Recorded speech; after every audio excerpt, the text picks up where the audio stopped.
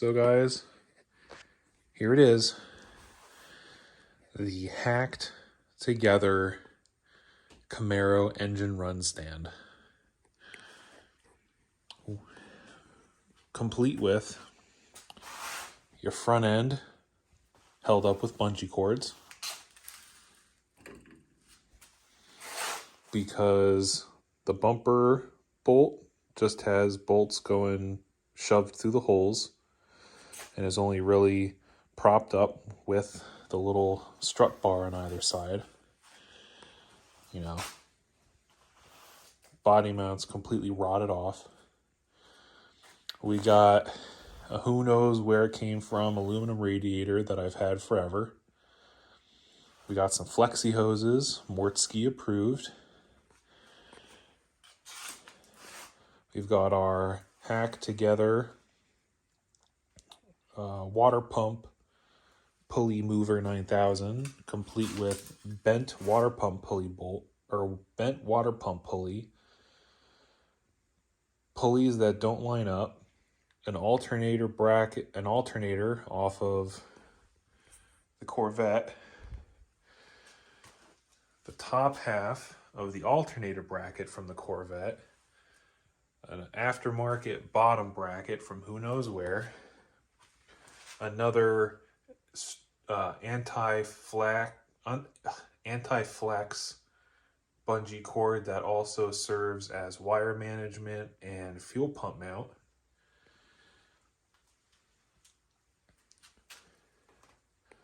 Got our plug wires ran traditional style, tucked underneath the exhaust and up and around. We've got the DD Speed Shop approved fender well headers. We got the Power Glide sitting back there with no torque converter, so it's only supporting the back of the engine.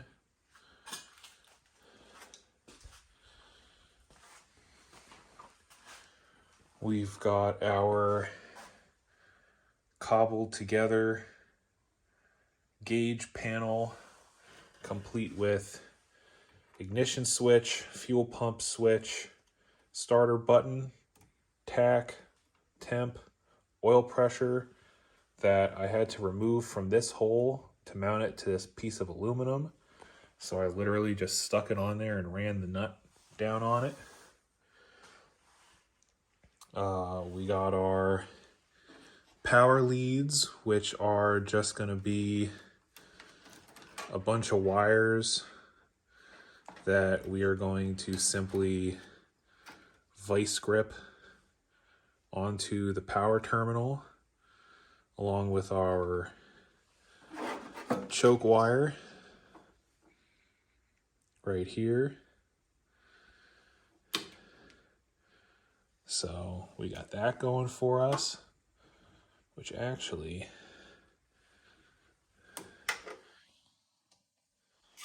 we can even go so far as to not only have this be choke, but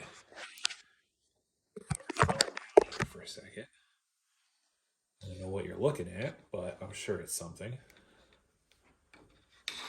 Come over here and grab our wire.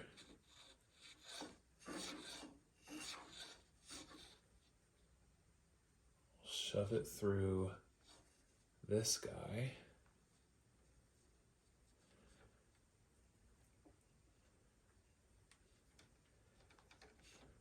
And shove this guy inside of this guy. There you go. Now we've got, now we'll have our choke, our power for our tach,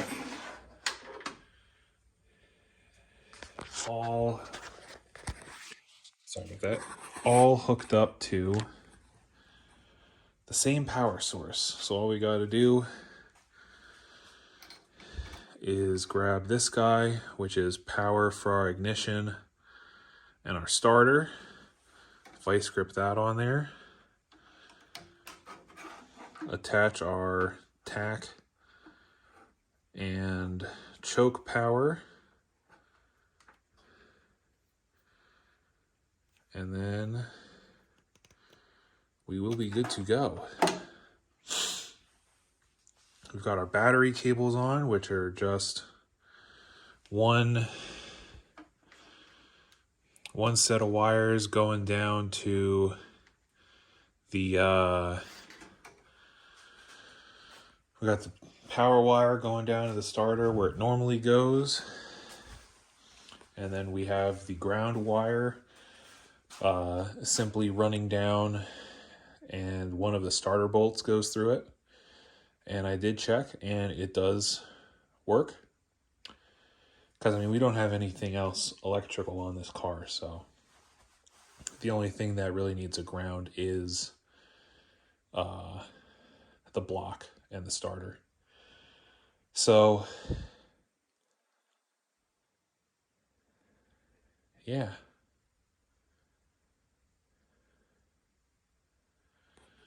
So, we got our oil in it.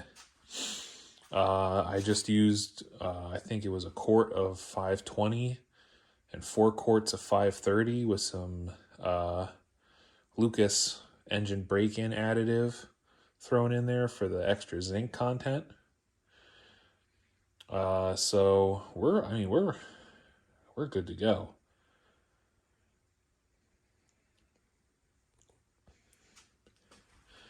And I mean, I really got to say, guys, this is the most fun that I've had working on old stuff, classic cars for a good long while.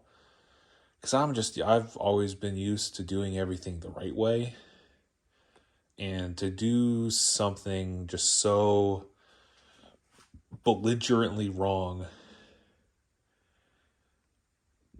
and have it temporarily work, it's a riot. I mean, obviously, it doesn't take a rocket scientist to figure out that this is not how this car is going to be. This engine might not even be in this car. It might be sold back to my brother. But right now, this car is literally a test stand. So we're going to get this engine fired up. We're going to get it broken in with the open headers. And we're going to find out what this engine sounds like. And we're just going to have a blast, you know, having a running engine that we cobbled together out of literally nothing. So, yeah. So there's your part 2.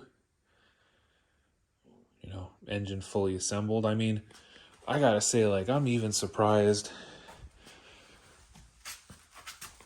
You look underneath this thing,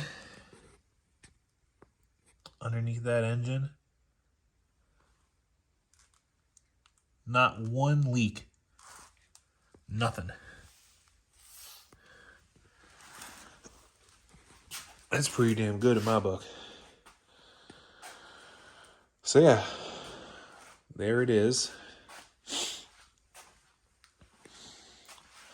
So we just gotta, tomorrow it's gonna rain, so Sunday, drop the back down, fill up the tires, push it outside, fill it up with water, and crank her up.